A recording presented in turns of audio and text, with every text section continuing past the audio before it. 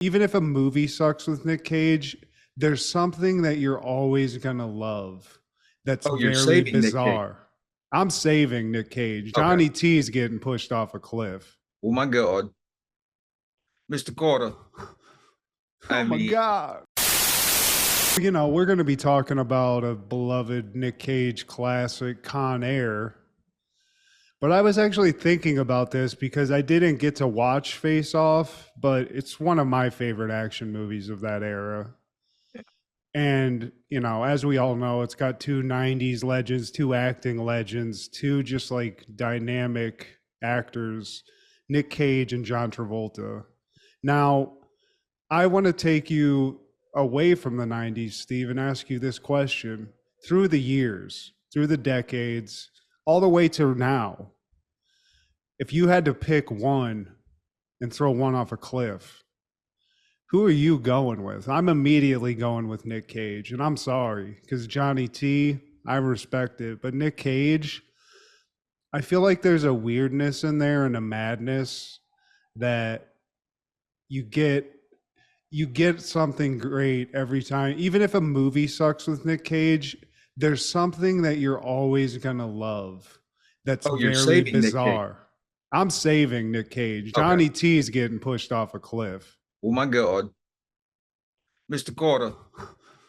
I Oh my mean, God. I mean, but I would love to hear if you would think otherwise, because I just feel like Nic Cage is cool. Johnny T, especially now.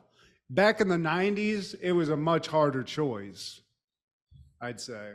even then in the 90s, man, I think the only saving grace is Pulp Fiction, if I'm not mistaken. I mean, everything else was a shit show. I Like, mean, you didn't like Broken Arrows, Steve? I don't care about anything John Travolta outside of Pulp Fiction, to be honest. Like, Welcome Back, Carter, that was before my time. It was cool on Nick at Night. Uh, but Not even Look Who's Talking, just the Uno? you know what? The first Look Who's Talking, but they just kept making them, which, Yeah, that's yeah, not his fault though, and he needed money at that point. He wasn't Pulp Fiction out yet. He didn't get the Quentin Tarantino seal of approval. you got to get those checks.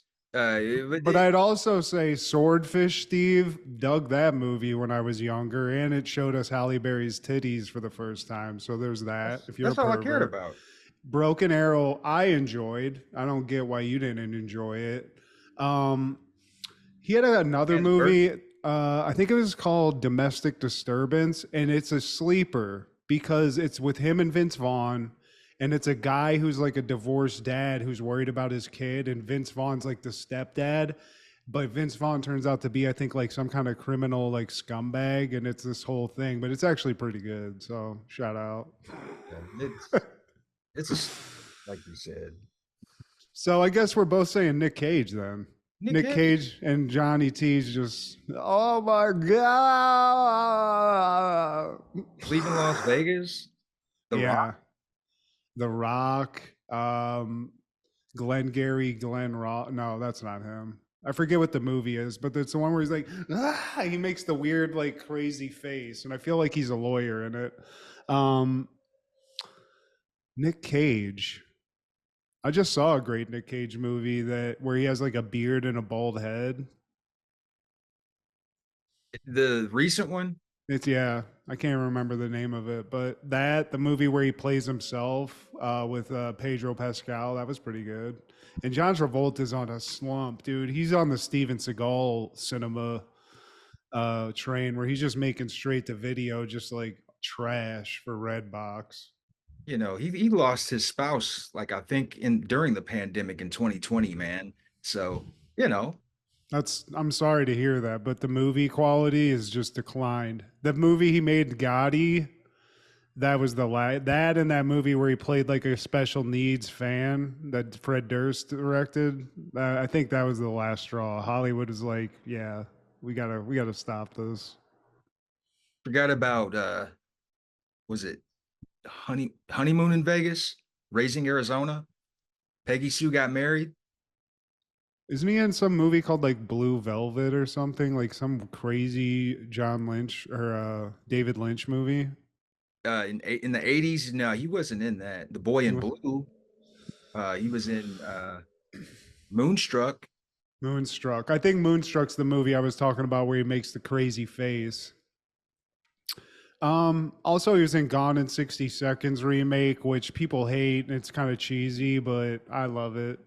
Matchstick Men, That was a great movie. That was in my DVD collection. Great Lord of con, great con men movie. Lord of War, Was I think Leto was in that? I think he's an arms dealer or something. Ghost Rider. Yeah, probably could have kept that one. It did. Yeah, that movie sucked. I think it had Chris Christopherson in it, and that was the only reason it was like semi good. But yeah, that was. I don't think Marvel wants to resurrect that anytime soon. I loved Kick Ass. Yeah, hell yeah. I mean, we could go down the line. I mean,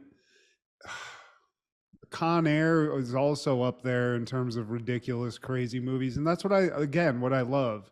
John Travolta tended to go if he didn't do like an action movie or like something cool like Pulp Fiction, it was like the movie Michael or Phenomenon, shit like that. You know, Phenomenon will make me cry. It's a dumbass movie, uh, but Nic Cage always just did cooler shit, and he'll go for it. He can look ridiculous, you know.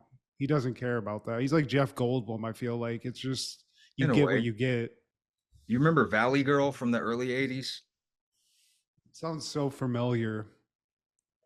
Yeah. He just always had like that bad boy thing in the 80s. He always had like a leather jacket and like that Corey Feldman, like one big strand of hair thing that was, the baby boy, or not baby boy. Crybaby. Yeah, crybaby, baby boy. $40. Yeah, man. He's got a background in comedy, and then like he kind of transitioned into serious stuff.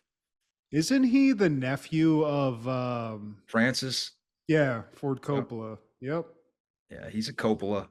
So sorry, Johnny. Oh my God. Well, hey, boys and girls, this is Steve G and Mad G with Happened in the 90s, a show where we talk about what happened in the 90s. So get out your In Too Deep and your Deep Space Nine, because I can love you like that, make you my world, move heaven and earth. If you were my girl, I will give you my heart, be Be all all that touches me, you show you your everything that's precious to me.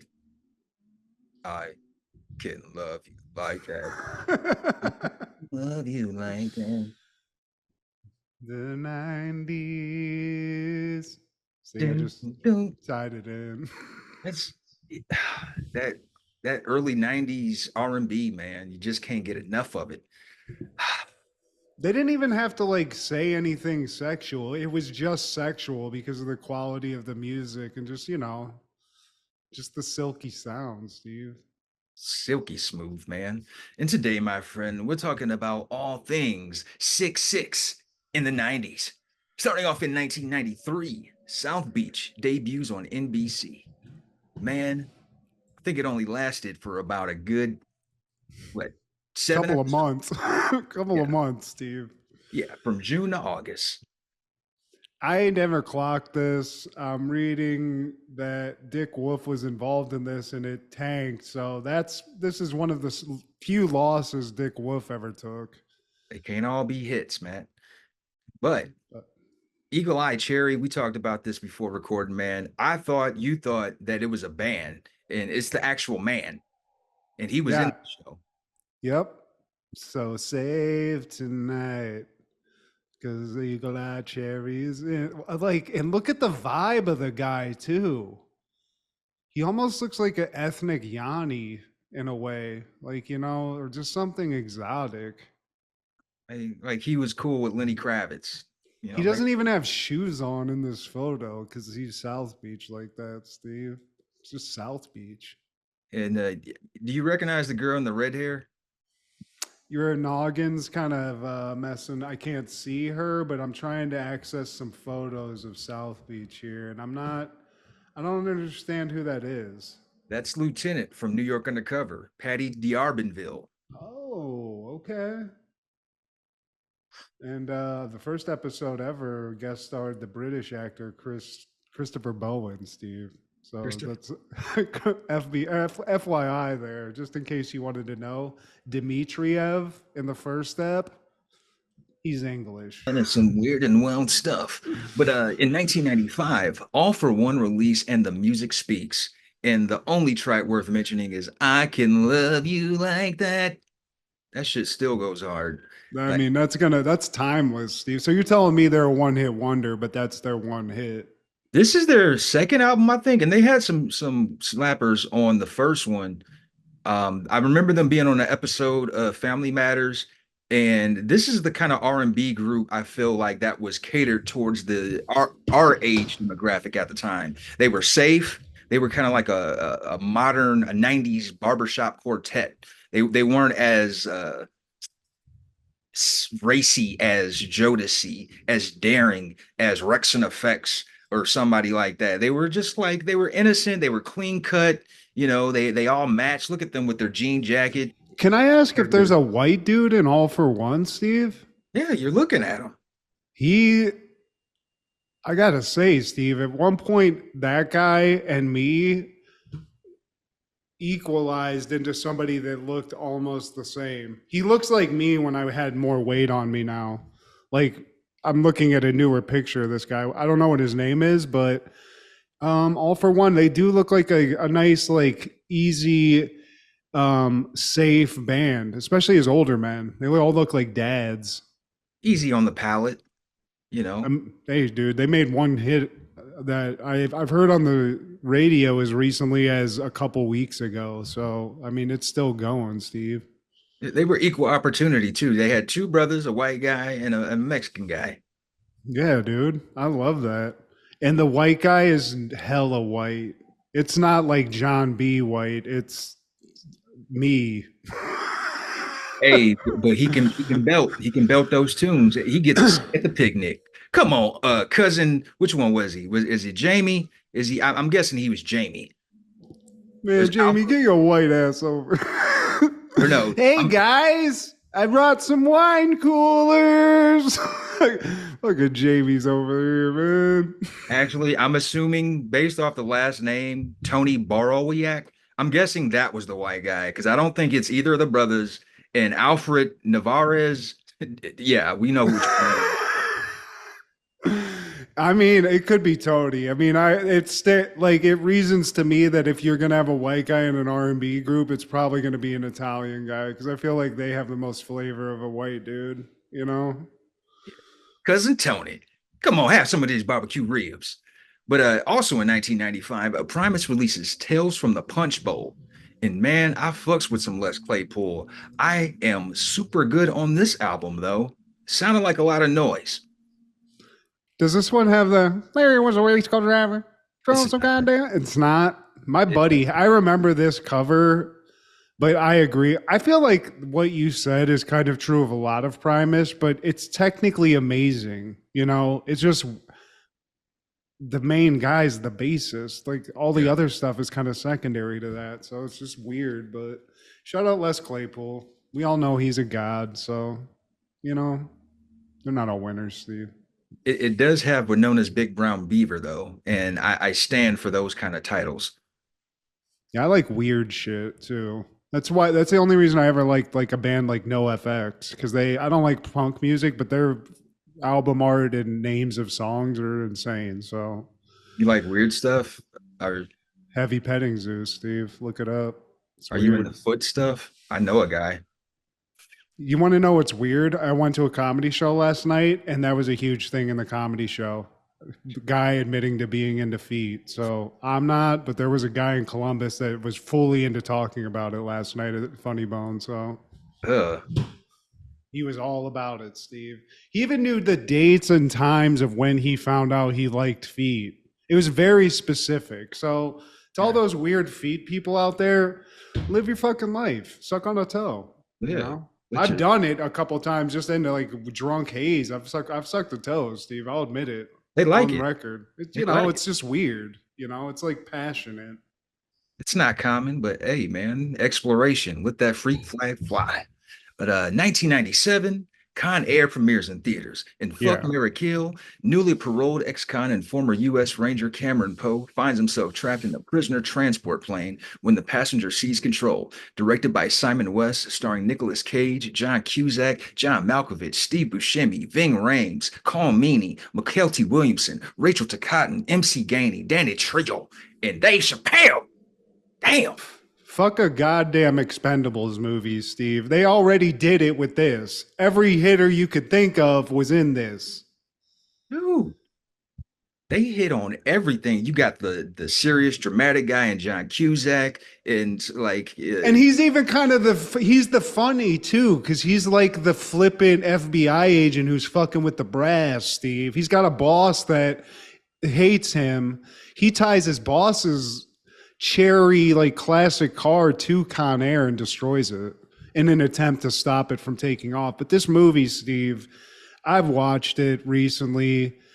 You know, I don't think people that didn't go through this time and watch this real time. I saw this, I believe, in the theater, and if not, I saw it on home video. But yeah. I loved it. I don't think everybody does.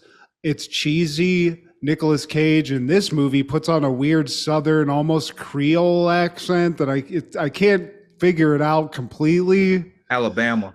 Yeah, exactly. It's weird, but fucking everybody has a cool nickname that's a Cyrus the Virus, Diamond Dog. Fucking Danny Trejo is some guy that tattoos a flower on his body every time he rapes a bitch. It's all crazy, Steve.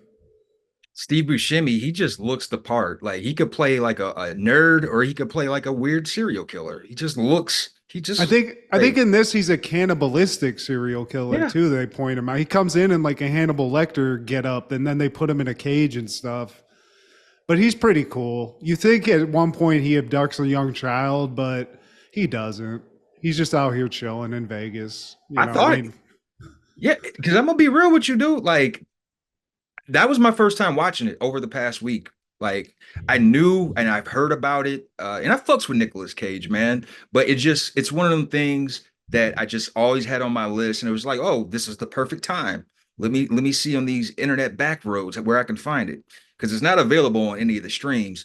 But dude, like Dave Chappelle, I thought he had a bigger role, man. He's gone. No. He's gone in the most hilarious when they show his dead body falling out of the plane, and he's just like, it looks like what you love, Steve, a fake body being thrown off a building, you know.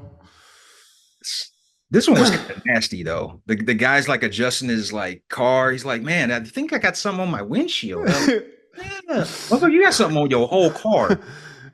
Oh yeah, he's like, he just got out of a car wash and he bird shits on. He's like, God damn it, I just got this thing washed. And then Dave Chappelle totals it, you know. But Bubba Gump's in it.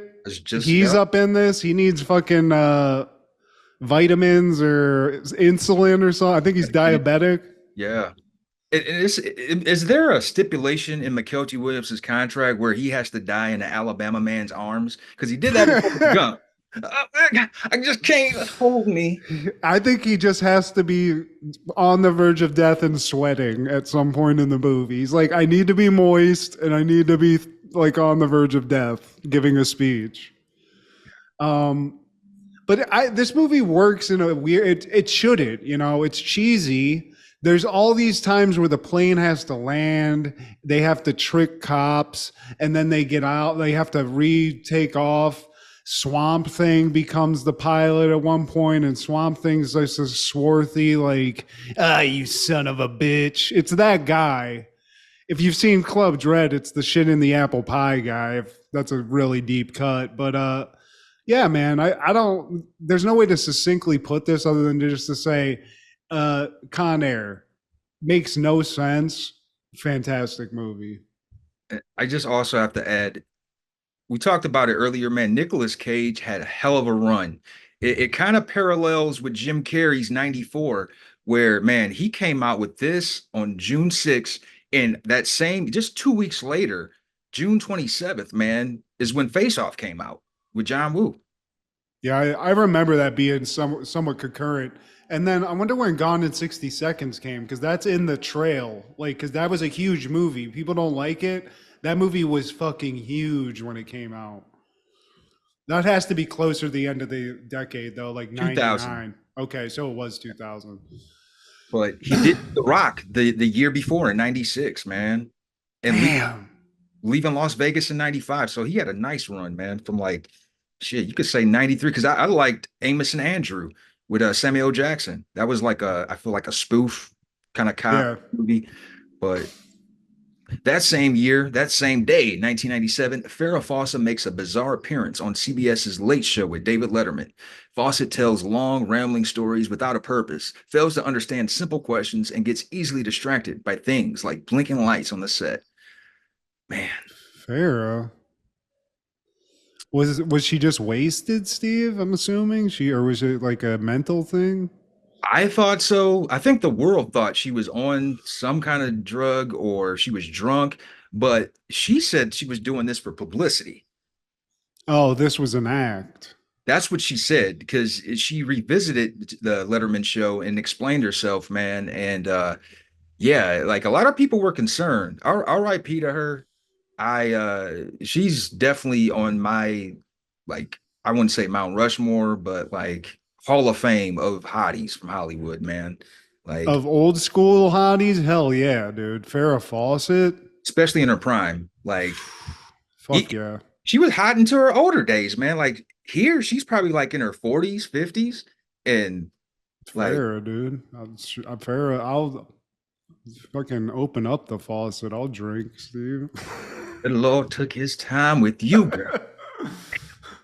R.I.P. to the legend. But also in 97, WrestlePalooza 97 is airing, and it's not a pay-per-view, I don't believe.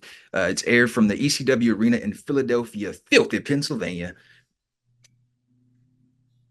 What happened, Steve? What happened in Philly that night? One of Did the anybody bleed? one of the most important things to note is probably it was Raven's last match at ECW before he would go to WCW and start his flock. And people were calling him a sellout because they're underground purists. So any kind of rumor that somebody's going to the big leagues, it's like, oh man, you're gonna leave us here in this stinky bingo hall? F you, Raven.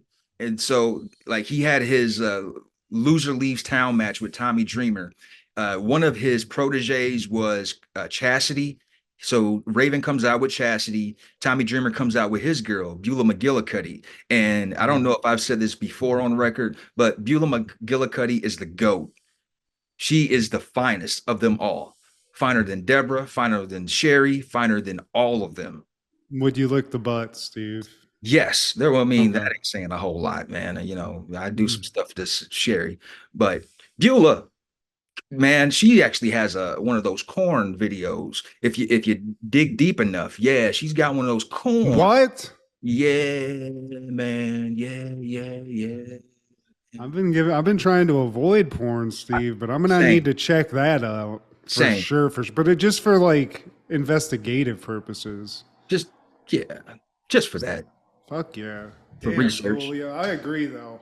I wasn't as familiar with Beulah. I'm coming in late to the game, but she's right up there, Steve. Her, Gold Dust chick, Marlena. Marlena.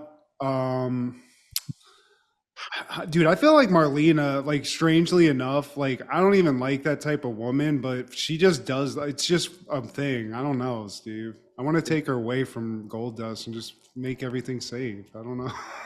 Is it the cigar, Matt?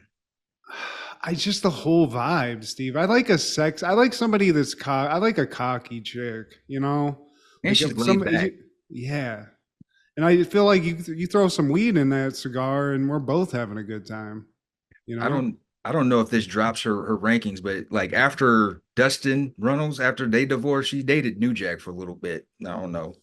That's cool. I mean, I'm fine. I would like to hear some stories. I mean, I hope she's psychologically okay after that, but Yeah, like RIP to New Jack. You're a legend in your own right, but man, yeah, I don't know if I want to touch that around. Yeah, that following year, 1998. We've talked about like series is going away, going bye-bye. Today we're going to talk about the series premiere of Sex in the City. And Mm. the title is Sex in the City. I like that too. Like I hate when shows have a pilot episode and its name. Just name it Fresh Prince of Bel Air. Just name the shit Frasier or Pilot. Pilot. I like either Pilot or just name it the fucking show. Sex in the City is airing Sex in the City. Sex columnist Carrie Bradshaw and her close friends navigate the complex world of dating in New York City. They certainly do, Steve. And I don't think either of us were watching the show. I certainly wasn't. Um, but I come here in peace. I come here trying to be open-minded. I wasn't looking forward to it, but here's something immediately that made me feel good about it. This is a half-hour show, Steve. I thought Yeah, this was an hour for some reason. that's what I thought too. It's like, I I wouldn't love suggest seeing it. that. I love seeing that. And for something that is not of a vibe that I would want to watch or of subject matter I want to watch, it's not the worst thing in the world. There are things you can find that are good about it. There are things that you could find that are just ridiculous. But I've watched worse shows for this show, and this is definitely not the worst thing I've ever watched. So I'll say that. Is that positive?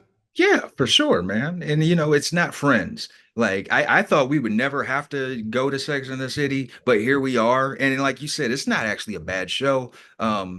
So we'll give you that. There's some grace. So we're introduced to the characters real briefly. We get the voiceover of Carrie Bradshaw, and she tells the story of a random lady who moved in town from London. She meets Tim, an investment banker. He makes 2 million a year, and they meet at an art gallery. And he runs some quick game on her, like London. Oh yeah, that's my favorite city.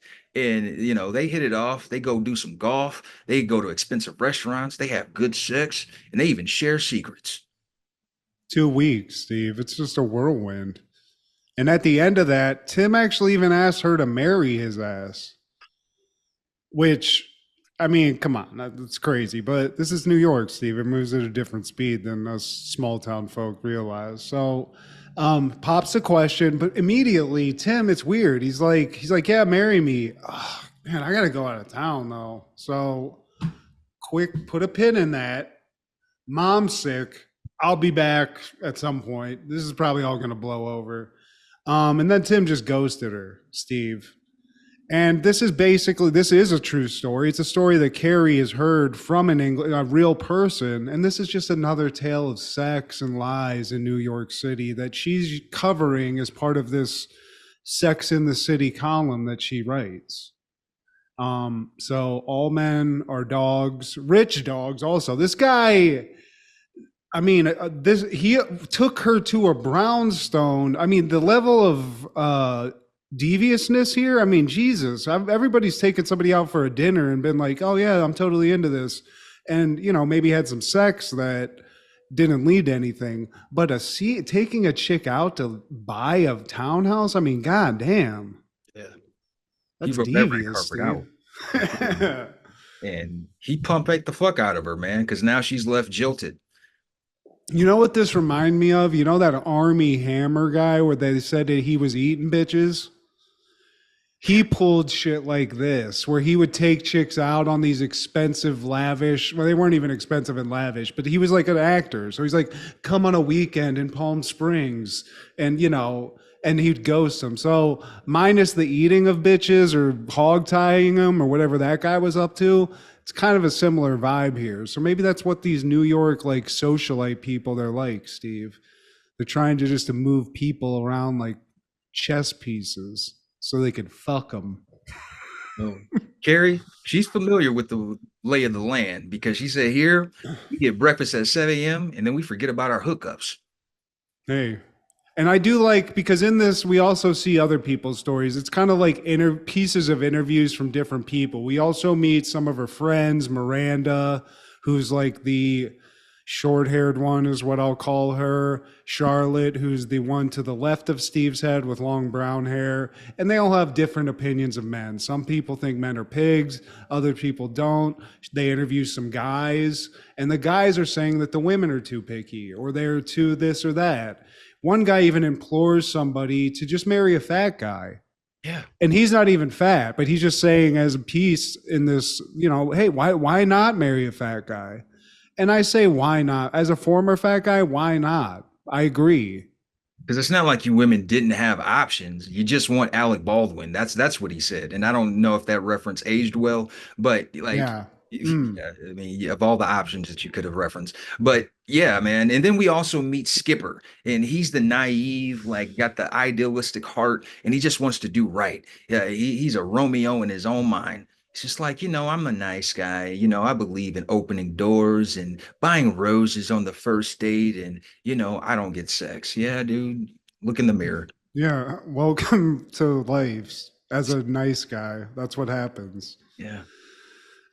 He's not doing any favors with the look though. He looks like he jacks off a lot, maybe even in public places. And his name's Skipper or Skippy. So I mean, change that up. You can figure out. You're in New York. You can come up with a different identity. Just figure that out. But we cut from that. We cut to a birthday dinner, I believe, or it's just a dinner in general. Maybe it is a birthday dinner, and this is all the main characters now. We got Miranda, Hobbs, Charlotte York, Samantha Jones, and Carrie, obviously.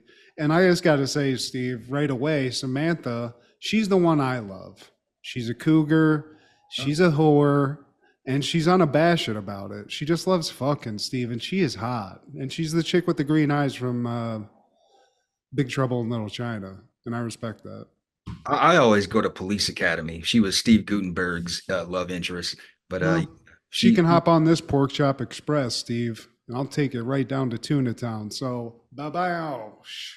yeah, she's the Blanche of the crew, and it is actually Miranda's B day. They're all Okay. unmarried, and Samantha, she's actually a PR exec. She's just like, you know what? The new mentality it's hot girl summer before hot girl summer existed. Just fuck these guys and leave, just like they do. Fuck them like men. Meaningless sex. I don't know where this comes from, Steve. I wasn't able to pull this off of as a guy, so I don't represent these guys that they're talking about. But I've also never been an investment banker living in Manhattan with this kind of ability or whatever. But they're talking about sex, they're talking about romance. I think at this point, Carrie sees some cheesy douche in the bar that she's fucked before. It's kind of a guy that she's going back to the well, getting some dick every once in a while. But he's got a douchey vibe like that guy from the show where they fix people's houses, the Ty Pennington or whatever. He just looks like that guy if he's out like trying to get some puss, Extreme makeover or some shit. Yeah, I think that's what it was called. But he's a douche, Steve.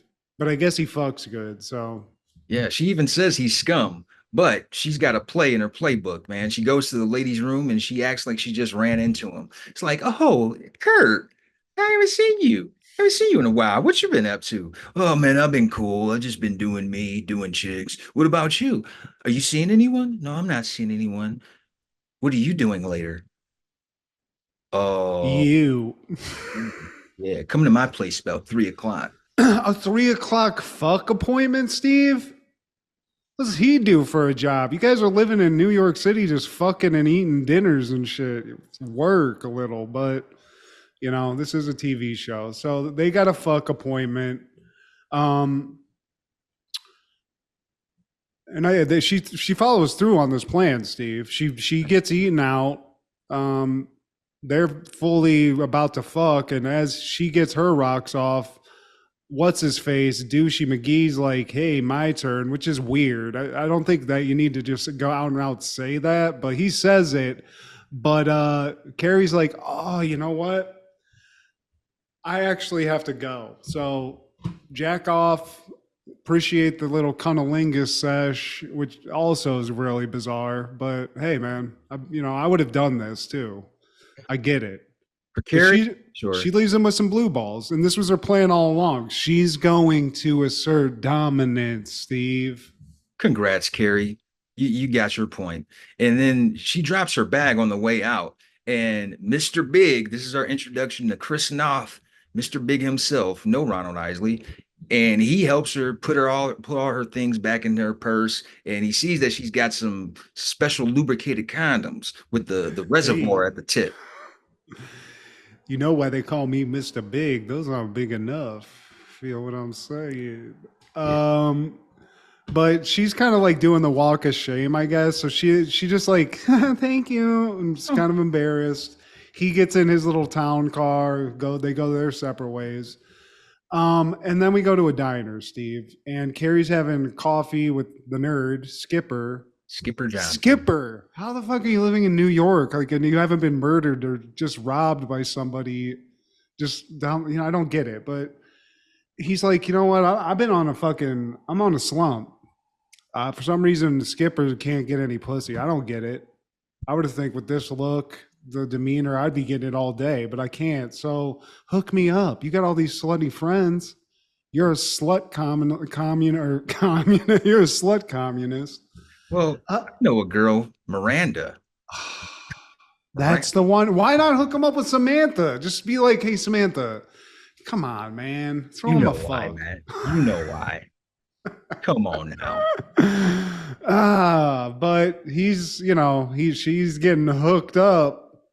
And then Carrie and Charlotte have a little phone call right after this. And Charlotte's got a date with some guy named Capote. I guess he's like the number one bachelor in New York City. He's the talk of the town. He's like Bruce Wayne, Steve. And she's not buying into that whole theory of like we need to just fuck them like and leave them. She's so old fashioned. She's the Rose, I feel, of this four girl ensemble. She's the one who's altruistic, and she's just got her heart in the right place. I'm going to not do him on the first date. I'm going to enjoy myself and respect my vagina. Respect me, and then you can respect this puss. And I think she is the like small. She's the chick that we understand because she to me is like the small town mentality. Yeah. So wait, she's doing what you probably should do, and not what some of these other people are doing. But I like Charlotte. She seems cool. I would trust her to watch my dog or my apartment, but Samantha's the one I want to hang out with Oh yeah, for man. sure, for sure. Um, so she's got a date with this guy who's hard to get. She's going to try to pull that card, and then we cut Steve, and we get to Skipper and Miranda's date at Club Chaos. And it's not going well. Miranda's Debbie Downer. She's basically giving them like men suck speeches while he's just trying to throw some game on her. And when he does try to just initiate a little bit of physical contact, she's like, ew, Is your hand on my knee? sorry. And she's like, yeah, keep it where I can see it. Okay. She's just throwing out like a fucking real like parking attendant vibe where you're just like, what did I do? What's this bad attitude coming from? Skipper just keeps getting skipped on. And Carrie, God. she runs into Kurt again at Club Chaos. And unbeknownst to her, Kurt is cool with the program. He's like, man, you know what? I am glad you understand the kind of relationship I've wanted this whole time. I like this new you. Hey, hit me up. Next time you Yeah. want some of that D, shit, I'm cool with that. If I'm free, If I'm I'm free. yours. So Kurt's out. I got to go get a little sniz in the bathroom real quick. And he just goes over and makes out with another chick. And she sees this like, damn, you could just see her dry up. Like, damn, I feel like Kurt. Kurt. I want to mentally abuse you. And then we cut to Charlotte and Capote, Steve. One, a guy named Capote. I know there's historical references here to a man, but I just don't trust somebody with that as a first name. Don't like it. Don't want to go out with them. But they're going to some kind of Met Gala. They're dressed to the nines. He has a tuxedo on. She's got a gown on, and as hard as to get as she's playing, Steve, she does agree to go back to Capote's apartment. So, little crack in the armor there. But she goes. They're looking around. She's admiring his art.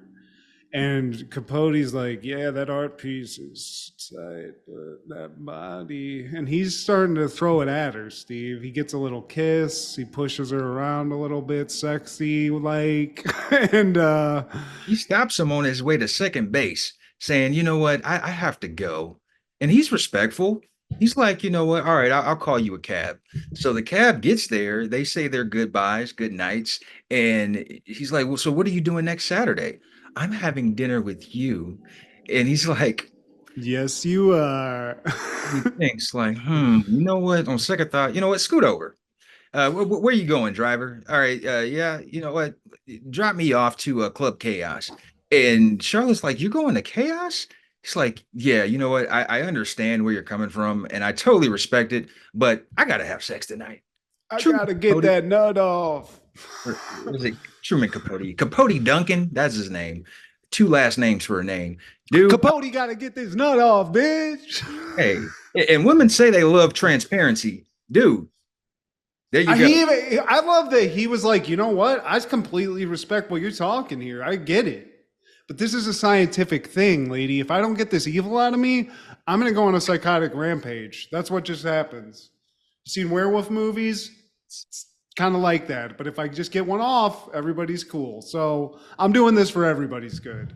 Club Chaos, please. And I just love that all these like yuppie white people are going to a place called Club Chaos. Sounds like the Foot Clan layer, but it's just some cool fucking Club Chaos. Give me a Cosmo. It's Fucking- wild. It's chaotic in New York City in the 90s. And yeah, so we see Miranda and Skipper, they're going out, they're ending their date, and she's just like, "Listen, Skippy, you're a nice guy, but you know, this ain't gonna be a thing." Gives him a peck on the cheek, and that's like a ultimate disrespect. It's like, damn, peck on the cheek. He's like, "You know what? Fuck this." So he goes in for the kill, takes her and just And she wasn't good. She thought he was the nice guy, Steve, but it's just something about him taking command. She's gonna fuck that nerd. And you know what, Skippy? Good for you. Bust your cherry, because I don't think he's ever had sex, Steve. I think that's the lie he's living. Um, but also at Club Chaos, a familiar face shows up, Steve. Samantha, Carrie are hanging out, and in the background there, enjoying a little cigar. Speaking of cigars, Steve, Mr. Big's hanging out, and he motions over. And Samantha, she's a socialite. She's fucking people. She's a power player. She knows who all these people. She's like, ooh, that's this guy. He's this. And Carrie tries to play it cool, I think. And basically, Samantha's like, already smells blood in the water. Is like, oh, you're not going to go for him? You know, she's ready to go, Steve. go and get him, girl. Go and get him. Fuck. Kind of. I mean, dude, if this is a dream, though, I hate clubs. If this happened to me, I'd be like, thank you, God. Because Samantha comes over to Mr. Big and immediately throws it at him. They're having a cigar. She's acting sexy. She's letting shit slide off her shoulder a little bit, laughing at his jokes. And she's like, look, I do PR for this place. I got a key to a secret room downstairs where I'd love to show you. Let me take you in that secret room, and we'll just see if Mr. Big is an accurate name or not. And this guy, Steve, must be Mr. Big, because he's like, you know what? I'm good. That's beneath me. Let me just hit this Cohiba a couple more times real quick. Be on your way, scallywag. And, that stinks, but it shows Mr. Big's got taste, Steve. He's got class. He's got clout. And who's there for the rebound, though? Mr. Capote Duncan. Because in the next scene, we see that he found his fix. He brought another gal back to his penthouse, and it's none other than Sam. And they get right to it, because Sam, she's already hot and bothered, getting turned down from Mr. Big, not because of my size. And this motherfucker, props to this guy. I hope he's a recurring character, because he starts eating that cat while she's standing up. And I applaud that, Steve. And I also applaud even more well, it's not honesty, it's dishonesty. But he's just straight up, before he gets to the munching, he's like, look, I got a bunch of shit to do tomorrow, so you can't stay here. She's like, "Oh, that's cool. I got a bunch of shit to do too." And and then, here's where we see the tragedy of a Samantha character, Steve, because what she really deep down wants is a relationship. She wants some just a nice partner, not some guy to eat her box and kick her out the door. But eventually she settles in because he's hitting that spot, Steve. Yeah, so it's gonna have to do for now. And then back to Carrie. I guess Club Chaos is let out and she needs a ride. A car pulls up as she's walking along, and it's once again Mr. Big. It's like, hey, you, come on. I'm kind of wondering if he's an American Psycho type business guy because he's always like trolling around. He's following her clearly, Steve. Weird contact, and he's always in the background. So he shows up in a limo like Patrick Bateman, Yeah, he waving. told me that. Seriously. That's exactly how he pulled up. Yeah. So but he is offering her a ride, Steve. She can't get a taxi. And they're sort of now getting to know each other because all they had was this one weird interaction where all he saw was all the shit in her purse, including like 10 rubbers, which is like, bitch, you work at a clinic or is this you got a big day today or what's going on? Trying to break a record. Yeah. But she kind of explains what she does and what these articles she writes. I love this spin on it. She's a sexual anthropologist, Steve. Great lower thirds on a documentary. Great job title. She Or a writes about resume. sex. Yeah. And she explains this article she's writing now, which is about women having meaningless sex like guys. And that's how they, should take their power back. And Mr. Big asserts his dominance yet again and is like, oh, that's cute. I get why you would write something like that. You've never been in love. And she's like, oh, God. Yeah, it's true. She's like, have you ever been in love? And he's like, you better abso-fucking-lutely, bitch. See you later. And he just drives off. So that's big dick energy all day from Mr. Big. Love the character, Me love too. the actor. And that's it, Steve. I mean, a lot of lessons learned in this first episode. And we got a few hits. We got fucking Samantha just coogan out. And Yeah. I love that. I mean, this show never was what I wanted it to be as a kid because what I wanted was just like Cinemax softcore pornography, and it wasn't that. But a Kim Cattrall acting sexy, it's gonna get you. It's gonna get you feeling right, if nothing else. But because it is HBO, you do get some nibbles from time to time. Yeah, and that's what would make me watch because I'm like, well, if they showed a nipple that one time, maybe they're gonna show something else. It says sexual content and nudity, but I was a pervert, Steve, and that's why I shouldn't talk about these things in my discussing past. Good job, Sex and the City in this pilot. It's we said this before, man. It's all about establishing these characters and letting people know what the blueprint of the series is going to be. And they did just that in this pilot. Yeah, it's a good one. It's not like I said, wasn't meant for us. I wasn't clocking it. You weren't clocking it. But if I actually watch it and just objectively, it's a decent. It's a pilot. I'm not going to continue watching it, but I enjoyed it. And we're just low on options in the beginning of the summer. But that following year, 99, Arliss is airing season 4, episode 1, the season premiere. And Arliss has a health scare while Kirby assists an old lady with her baseball memorabilia. This is a fun show, Steve. I never really watched this too much other than it was on HBO when I would watch it because randomly you'd see like Ken Griffey Jr. on it or some star, some sports star would be on it and you'd watch because we were into sports. Yeah. But, this show it was like a show about agents and like that world a little bit before we got like a entourage sort of Ari Gold type. Yeah. And I wouldn't say Arliss Michaels is necessarily an Ari Gold type, but he's labeled a super agent. In this, he's a little more vulnerable. But Robert Wuhl's a funny dude. He's been an actor in a long time. I mean, he was in the original Batman with Tim Burton made. So, dude's a hitter, Steve. And the good thing about shows like this, it's kind of like Larry Sanders. Like because of the premise, it allows you to bring in just random cameos from different people, man. And we get that in this episode. We realize, or we find out early in this episode that Arliss has the shits. And he gets off an elevator. He does a mad dash to the restroom. He finds out that's out of order. And then he beelines to the other restroom with his pants down. I mean, we've all been there, Steve. I have one story where I almost shit my pants in LA. On Thanksgiving morning, I had to work. Ooh. I took the bus to a certain spot that I could run to the office because I didn't have a car. And it's about 2 miles, but it was like the shortest point. And before on the bus ride, before I ran, I downed a coffee quickly. And I started running and it was fine. But I got about half a mile away from where I needed to be.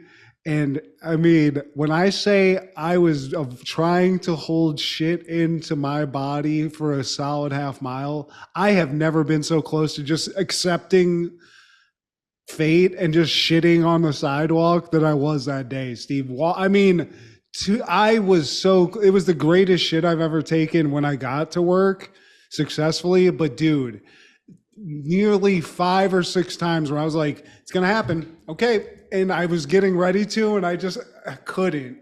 But we've all been there. That's only to say that what Arliss is going through, you hate that. You open the door, you have trouble with the lock, piss is coming out your fucking dick, and you're like, please, please. And it's so close, you know? You don't want to see a locked door, an out of order sign. Fuck that. IBS is some BS indeed. And he goes into his office after post shit. And George Wallace, I always been a fan of him. I don't think Hell he yeah. gets enough credit. Great stand-up comedian. And he plays father. He's like a priest or a pastor in this. And I didn't clock this, Matt. Maybe you did, where I don't know what his deal with is, trying to find like a team that suits him. Well, I think what he said that he needs like a different. I think he wants to get moved. Like maybe the church he's working at isn't successful, and I guess Arliss helped him to get involved in that. So I think he was asking to move parishes, and Arliss could somehow help in that because he's a super agent. I think that's what it was. But so Arliss is trying to listen to this. He's downing some kind of gross Pepto-Bismol cocktail that he's just like, it looks like spum on his mouth. And on top of that, Rita, one of his coworkers, comes in. He actually has a speech to give, Steve. But he's a keynote speaker, but his guts, Steve, are bubbling.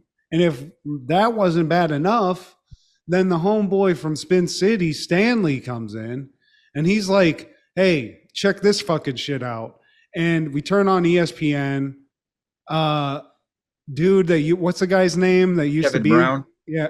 Well, no, what's the guy's name that's the announcer? He's like he was one of the first ESPN. Yeah, Keith Olbermann's like, this guy, Kevin Brown, just got this crazy contract. He's a pitcher.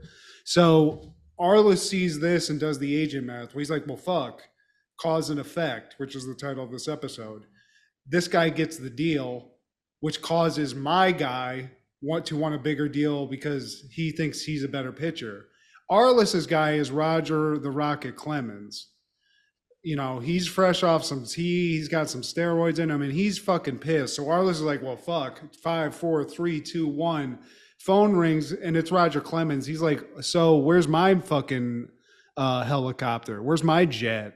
Yeah, I got 5 Cy Youngs. He ain't got shit. I'm the Rocket, damn it. The K Kid. I want a jet now. So, and a hottie to drive it. So get on the phone. So then we cut to Yankees Stadium. George Steinbrenner himself, Stein Dogs, he's like 5, 4, 3, 2, because he knows the deal. He's been through this fucking dozens of times. He picks up the phone and it's Arliss. And he's like, oh, what can I do for you? You fuck.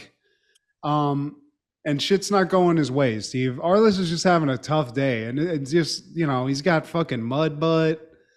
Just people are all over up in his business. He just wants to lay down, you know, and just take a nice heavy shit and a nap. but it's hard out here for an agent in the 90s, man. And he tries to play hardball with Georgie, but the best Georgie can do is like, you know what? I love the Rocket, but here, I'm not giving him a jet. We don't allow access to that. That's my toy. So I'll give him a 2-year extension. He calls the Rocket back and he was like, man, fucking extension. I want a jet like Kevin Brown. 5 Cy Youngs. Yeah, but Arliss is like, dude, I got you $30 extra million, bro. You could fucking rent one. Go private, rentals. You don't want to buy a jet. You know what the fucking overhead on that is? But Roger's a fucking diva. He's a pitcher. Of course, he wants the money, he wants the jet. So Arliss has to get back on that. And as this is happening, Arliss starts narrating his life and he's talking about focus and the importance of focus. And as we're hearing these words, we see one of his other coworkers, Kirby, who's driving around in a Hummer, and I think this is in LA. And he's not focused. Well, he is focused, Steve, not on the road, on some hot teas, because he's looking at some jugs and he's not looking at the road. And he runs over this little old lady who actually is played by Rappin' Granny. Rapping Granny. A hip, a hop, a hip, my hip is broken. Ah. And he doesn't hit and run, Steve. He's like, oh shit. And he basically just helps this sweet old lady home, feeling terrible. He's helping her with her groceries. He gets her home. Her home's like weird. It's filled with boxes. He's like, what's going on here? Why are there all these boxes? And she's like, oh, my husband just died. It's all this stuff. And I just having a hard time getting rid of it. But he's got some shirts and stuff. Let me go get them because you look like him. You look like you look like Reginald. Let me give you his shirt. And as she's pulling these shirts out, Steve, Kirby's looking and he's like, fuck the shirt, but is that a Hank Aaron rookie card? Is that a Babe Ruth? Frank Robinson? Damn. Okay. Hey, Amelia, these are worth money. Yeah. And she's not aware of this. She's a little old lady, Steve, Rapping Granny, and she's just fresh off of getting hit by a Hummer. So maybe she's not all there. But Kirby, you think he's doing the right thing. He's like, you know what? I'm going to take these. I know a couple people in the baseball card world. We're going to see how much money I can get for these. And I'm going to get that money for you because that's what you deserve. And don't sue me. So he takes the cards, Steve. Yeah, he takes the cards and he said he's going to get back to her. And we find out that Arliss, he's going to have to get a colonoscopy. And he hears these trigger words like family history and, some other trigger words are audit and world champions. But family history, though. He's spinning, Steve. He's at that doctor. He's like, wait, what? There could be something wrong. And so this is everybody. They go to cancer. They're like, oh, so I'm going to have cancer. Okay. So he starts spinning. And the doctor's like, look, this is routine. I just think we should check. But like you said, he's like, oh, fuck. So he spins out. We cut, and we don't cut to like some sports thing. Fucking Arliss is looking into the afterlife, Steve. He's trying to get a fucking coffin set up. Yeah, he's shopping for tombstones. And the guy that works at the cemetery, he's like, you know what? You're a successful man. And you know what? You can't take it with you. Why don't you get this eternal flame? Or you could let me eat your flesh. He looks very creepy. I mean, I think everybody that works at a mortuary, it's just like, you can't help it. There's a weird vibe. But this guy looks like he's doing stuff to the bodies, Steve. I don't like to put that on somebody, but I'm scared. Very crypt keeper. And now we're at the keynote speech. And one of the speakers is Tanya Harding. And yeah, she says it's important that we're given a second chance. We're sisters. We need to be here for each other, even though I club bitches who are my ops. And we also get another cameo from Cheryl Miller. And she actually introduces Arliss. And takes a shot to the face immediately, Steve, because he poots right in her face. Yeah. So what's that smell? I mean, Arliss has like a hole in his gut because he is just shitting himself on stage. He's like, hey, great to be here. And Cheryl's taking shots to the face. So a couple other random female athletes are taking shots to the face. And he's machine gunning this audience. It's a giant clam bake. And he just starts sort of sidetracking into this weird, depressing tangent about death in the speech because he's still focused on that. And clearly he's about to blow up from gas. So It's just not going well, Steve. It's not the speech I think that anybody wanted him to give, and they need to get some Ozium up there and just really Febreze the place out because it's getting gross. Yeah, everyone can hear that flatulence. And now Kirby, he's back in the office and he tells Rita about the little old lady that he hit with his Humvee. And they're having a back and forth. It's like, you hit an old lady? No, I didn't hit her. I hit her cart. There's a difference. She's fine. It's fine. I got these cards. I'm gonna get her some money. Um, and Kirby storms out because Rita's really putting him to task, and he is being a scumbag because basically, I think we know now that he's gonna rip the bitch off because the cards are apparently worth a lot of money. But put that to the side. Arliss comes in, and he looks like he's seen a ghost, Steve. He's in his feels. He's thinking it's impending doom. And he just comes in doom and gloom. He looks like shit. And he's still farting. Yeah, and Father's there. He's like, you know what? I found my team, the Cardinal. And Stanley comes in and he lets them know that, hey, Roger's on the way. Like, fucking, I can't fucking think of Roger right now. My ass is leaking. I have ass cancer. Do you know what that's like? I mean, that's kind of what he feels. Like, fuck some rocket. Yeah. So he's like, look, Stanley, come on, dude. Come into my office. I don't want to fart in front of all these people. So you can stand it. So he takes him in and he tells him what's really going on. He's like, dude, I got to get a colonoscopy. And Stanley's like, dude, I had a cousin that got one of those. And he's like, well, what was he okay? And he's like, well, I mean, other than the 6-foot tube that he had up his ass, I mean, I don't think it was that bad. And they all kind of have a laugh. And Stanley just is like, dude, don't worry, dude. You don't have to worry. You're Arliss fucking Michaels, dude. Your money. You're Arliss fucking Michaels, baby. Right. I am. Fucking cancer. And it gets him fired up, Steve. It's like Matthew McConaughey in Wolf of Wall Street, where he's like,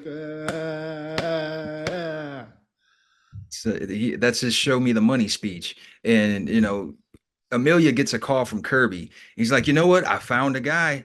I know someone who will buy those for 10,000. And then we see that in reality, it's about 48,000 plus all of those cards combined. And he tries to talk her out of using cash. It's like, you don't want to leave a paper trail. It could mess up your social security, It's like, oh, you're such a sweet boy. Thank you. And Rita, she overhears this. She's like, dude, how could you rip off an old lady? She's like, I'm not doing this. I'm doing her a favor. What's the word? Asshole. I'm a philanderer. Wait. Yeah, I'm a philanderer. I mean, the guy's tried to rip off an old lady, but it's an easy come up. And he's like, dude, I'm still giving her 10 G's. I could just up and run. I mean, honestly, if she comes at me, I'll slap the chick. I'll slap her down. Kirby don't give a shit. And I think we actually are kind of moving around. But then after Arliss and Stanley have that talk, we cut to actually Kirby at Rappin' Granny's house. Because he's got to get those cards now out of her hand so he can go take them to sell. So he's like, look, deal's good. You're going to get that tank. I just need the cards. And he actually, what he does do is say, you need to pay in cash because that's how you avoid the paper trail. That's okay. That's why we're taking the cash. So she's like, oh, that's great. But somebody else, there's a second bidder that said that they could get me more money. And we find out after a couple of shenanigans that Rita is actually the second bidder. She came in over the top. She says she's from like a museum, I think, or like some sort of collection agency or something. She's a baseball curator who offered her 10,500 and he offers 11,000 and they have a back and forth and basically upbidding each other an extra 500. Oh, I'll do 1150. Oh, I'll do 1,200. I'll do 1,250.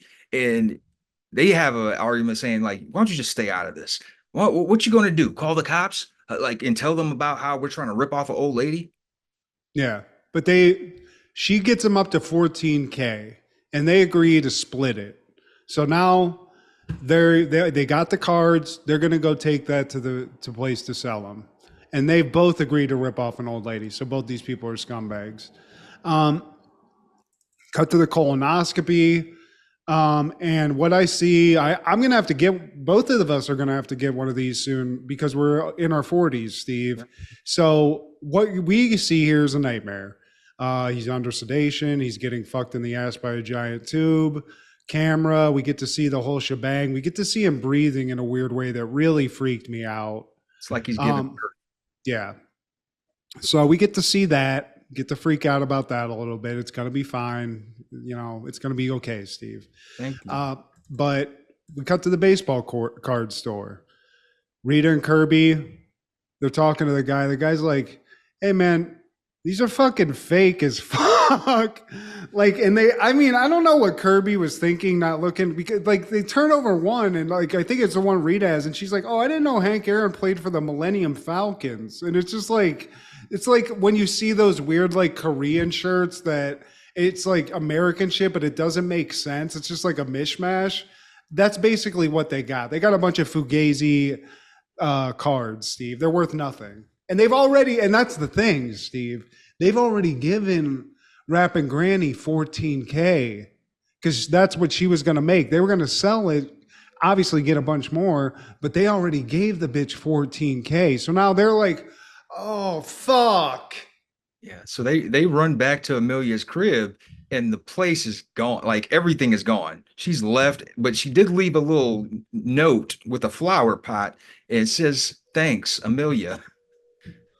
I mean, dude, I love an old con artist. I hope I live long enough to be able to do this kind of squirrely shit because I think being an old criminal is the most genius idea because you can always plead ignorance. Don't kill anybody, just steal. And when somebody confronts you, be like, I have my brain pills haven't come yet, and you can get out of it. Just kind of shows like hopefully nobody cops 50 years are listening to this, but. Yeah. So I love that for Rappin' Granny. She got 14K from a couple of dumbass marks. And so they enjoy burning these fake ass cards inside the office. That's dangerous, but they do that at some point. But we do actually see after that, the aftermath of the colonoscopy.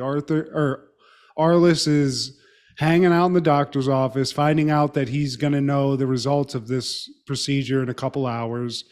And he has this weird moment with an actual cancer patient where they just like the cancer patient gives him a thumbs up. I don't know what that signifies. I guess he's just letting them know that it's going to be all right. Okay. Yeah, I get that. And that is sweet. And this is where I started to get a little emotional as a cancer survivor. I was like, man, I didn't expect this to kind of go this heavy because I understand this is well acted and written because when you think you have cancer and you're waiting on results like this shit's excruciating. I actually had it, so I even went further than this. But I'm just saying, knowing just like the terror you feel when you're waiting for like test results, they really pulled that off nicely here. So after the office, after the doctor's office, we cut to Arliss' office. And Stanley walks in on Arliss, and Arliss is watching this old episode of that show, Password. A $20,000 pyramid. Is it okay? $20,000 pyramid, and we actually find out that he's watching an episode that featured his own mother, who I guess got cancer. And I think he says that after this episode, or right before this, she found out she had cancer. Yeah, and passed on after. So he's got a lot going on. He's waiting for this call, and he's fucking losing it. And he had a come to Jesus moment because he says, Stanley, you know what? If you can't take it with you, why do we try so hard our whole lives to get it? Like, what's the whole point of it all? And as that's going on, he gets the rocket. Rocket arrives, and he says, you know what? I'd feel better if I had my jet. Fuck that 2-year extension. And Arliss doesn't have time for that. You know, he think he's knocking on death's door. It's like, no, not now, man. I don't have time for this. Look here, you selfish motherfucker. You know what? You know how lucky you are? You play baseball for a living. And with the amount of money that you make, you could just buy a damn jet. Like, it's like, dude, whoa. So Rocket was like, you know what? You know what, man? It's like, what you gonna do? Kill me? Like, you know what, dude? You're fired. Yeah, I'll fire you. Take my business elsewhere.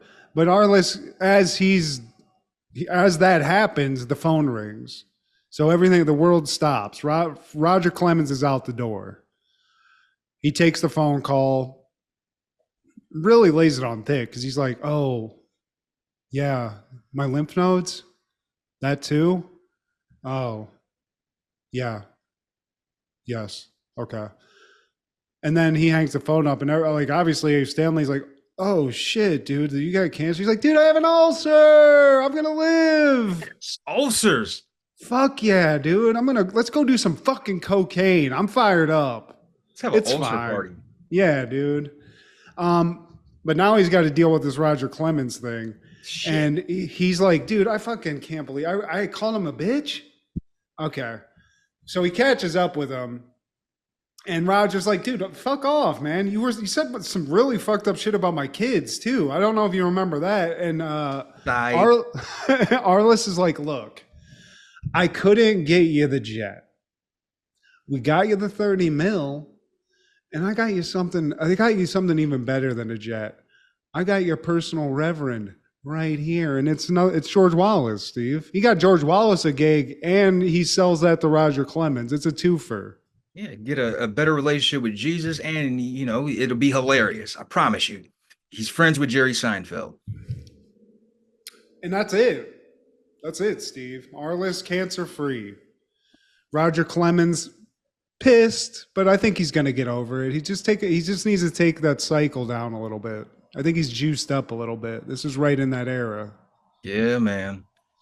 Another good show. Yeah, this was a good. I don't know. It's hard to do like fun sports shows that are like dramas like this, like shows like Ballers and stuff like that. There's something weird about it, but this one, it's not exciting, but it's fun to see like the little cameos, especially in like the beginning when you see everybody that was on the show. Yeah. That's why we tuned in, like you said, and we got a few here. Even Tanya Harding's weird ass was in it, which I love. So. Yeah, dude, Arliss, shout out HBO, just killing the game in the 90s. Yeah, and man. Forever. And yeah, they're still running the game. But any callbacks, honorable mentions, or takeaways? I just like to shout out Nic Cage and just tell everybody respect the king. I would like to share one more creepy fact about Nicolas Cage that I found out that I think everybody should find interesting, and is another reason I think he should be thought of as cool or unique. We went to New Orleans a few years ago, and we went on they have cemetery tours of the famous like New Orleans cemeteries, and Nic Cage, in one of the most famous, has already given himself, quite like Arliss did, a whole thing. He's got a giant pyramid in the middle of this cemetery that's his, where he will eventually be buried. That is just there, Steve, because that's this vibe. He loves New Orleans. He wanted to get in there. He's already got a spot picked out, and it's like a giant. There's regular New Orleans style graves, and then there's a giant pyramid of white stone that's just there, and it's Nicolas Cage's, Steve. Forever. That is some weird and wild stuff. So check that out. What about you, Steve? And I want to call out the Dog Pound album that was just released last Friday, man. We All We Got. And I love it. I listened to the whole thing. It's giving you that West Coast 90s Dre influence vibes. I don't know if he provided the production on this, but it is Death Row, because Snoop, he bought Death Row, as a lot of people may know. And Snoop, he makes some cameos on it. Our guy Trey D is on there. It even has a cameo from Lady of Rage, RBX, some of the old Death Row crew, man. So, it gives you the nostalgia. And Corrupt, Daz, one of my favorite groups. So check that out. We got. And I want to give a shout out to Michael Boltman, man. He was killing it, dude. He was doing Arliss at the same time he was doing Spin City. The man, he was a working man. So there's that. And while watching Arliss, I think I have another crush, Matthew. Who? Miss Sandra. Oh, there's something about that Rita character and the way she was wearing them glasses. It's a nice power suit too, Steve. She's hot. I'll give that to you. There's no shame in that. I like them snarky. The Dane. Hell yeah. The Darlene. I appreciate it. And she'll get you a nice ticket to a game too if you're fucking around with Rita. She might take you to the Staples Center or something. or the crypto arena. Yeah, that's so Uh, weird. Hell yeah. Shout out. That's crazy though. It's, looking back on it, I don't know why I wasn't I guess just because there wasn't titties in it or something. I just had a limited scope of what I was watching. I don't think we had HBO. I didn't. Well, we did in the dorms though. Because True. I remember this would be all like we'd be fucking high as shit late night, and this would just come on. That's the only reason I ever watched a show ever. It was just you were up, and that was all that was on basically. But Robert Wool, you a G. But please like, share, subscribe, and comment. Please tell your sister that I won't love her like that. I won't love her like this. Check out Food. I don't know where I was going with that. Check out Food Show Fanatics with my guy Matt G and Kendra B. Check out our guy Clark the Shark. And shout out to Clark, man. He just received an award for Made in Philadelphia. I don't Yeah, know dude. if that I've been seeing that all over the place. That's great for screenwriting, I think. for screenwriting, yeah, man. And despite the city and the title of the thing, I love supporting my friends, man. And Clark, he's a good dude. So hopefully that'll be available somewhere in a theater near you or on a stream. But this is Steve G and Matt G.